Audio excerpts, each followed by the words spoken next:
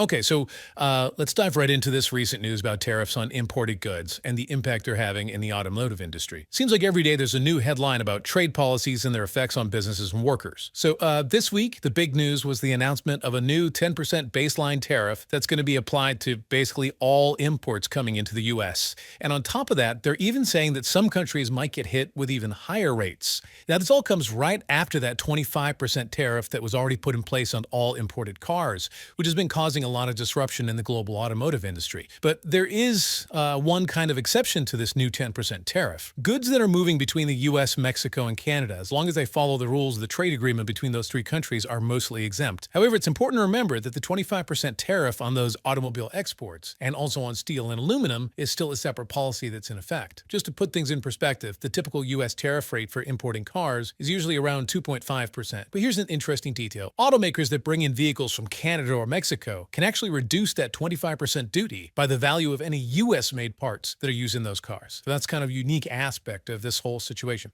Now, one of the most immediate and noticeable reactions to these new tariffs has come from Stellantis NV. Yes, Stellantis, that huge multinational automotive manufacturer. They've come out and announced some temporary layoffs, and this is affecting 900 workers across 5 of their facilities in the United States. On top of that, they've stopped production at their assembly plants down in Mexico and up in Canada. Pretty big deal. There's a memo that Antonio Filosa, who is the chief operating officer for Stellantis North America, sent out to all their employees. In it, he said that the company is still working on understanding exactly what the long-term effects of these tariffs are going to be on their operations. But he was very clear that these immediate actions they're taking, these layoffs and production halts, are absolutely necessary given the current circumstances. So basically what they're doing is temporarily shutting down some of those assembly plants in Canada and Mexico. And this is having a ripple effect. It's impacting jobs, not just at those assembly plants themselves, but also at some of Stellantis's engine and parts production facilities here in the U.S. To give you some concrete examples, the Windsor assembly plant up in Canada, which is where they make those Chrysler Pacifica and Voyager minivans and also the Dodge Charger Daytona, they're putting production on hold for 2 weeks. This is going to directly affect about 4,500 workers at that plant.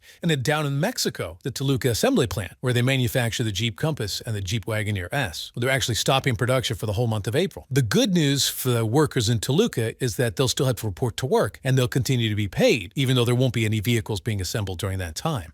Now, back here in the States, those 900 hourly workers who are facing these temporary layoffs, they're spread out across 5 different plants, all located in the Midwest. These plants are responsible for supplying those essential parts and stampings to the assembly plants in Canada and Mexico that we just talked about. The specific plants affected are Warren Stamping and Sterling Stamping in Michigan, and then the Indiana Transmission Plant, the Kokomo Transmission Plant, and the Kokomo Casting Plant, all over in Indiana. Now, it's worth noting that most of those U.S. workers who are being laid off temporarily are actually protected from losing wages during this time. This is thanks to their union agreements, which is some good news for them.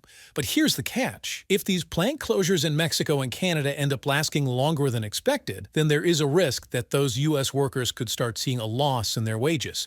And Stellantis has been trying to communicate with their employees in North America, letting them know that they didn't just make these decisions lightly. They're emphasizing that they see these actions as absolutely necessary given the current situation in the market. The company has also been very vocal about the fact that they're actively talking to everyone involved, trying to figure out the best way forward. That includes high-level government officials in the U.S., Canada, and Mexico, as well as the labor unions, their suppliers, and even their dealerships. They're really working hard to adapt to all these new challenges. Antonio Filosa himself has even said that it's going to take a collective effort, everyone working together with resilience and discipline to get through this tough period now that these new tariffs are in place for the automotive sector. But he did sound optimistic, saying that he believes the company can adapt quickly to these changes, protect its interests, maintain its competitive edge, and most importantly, continue delivering quality products to their customers. So that's kind of the company's perspective. But of course, this whole situation has sparked a lot of reactions from the political world as well. Senator Chuck Schumer, who's the majority leader in the U.S. Senate, didn't hold back at all. He straight out called these layoffs a terrible consequence of Trump's tariffs and said that it's American workers who are ultimately paying the price. As of right now, the White House hasn't officially responded to these layoffs at Stellantis. But it is important to remember the overall argument that President Trump and his administration have been making all along. They've consistently said that even if these trade policies cause some pain for Americans in the short term, the long-term benefits will be huge for the U.S. economy. Their belief is that these tariffs will ultimately provide essential support to American industries and the American workforce. And in fact, one of the White House spokespeople, Caroline Leavitt, has even commented specifically on what she sees as the likely impacts of President Trump's tariff plan.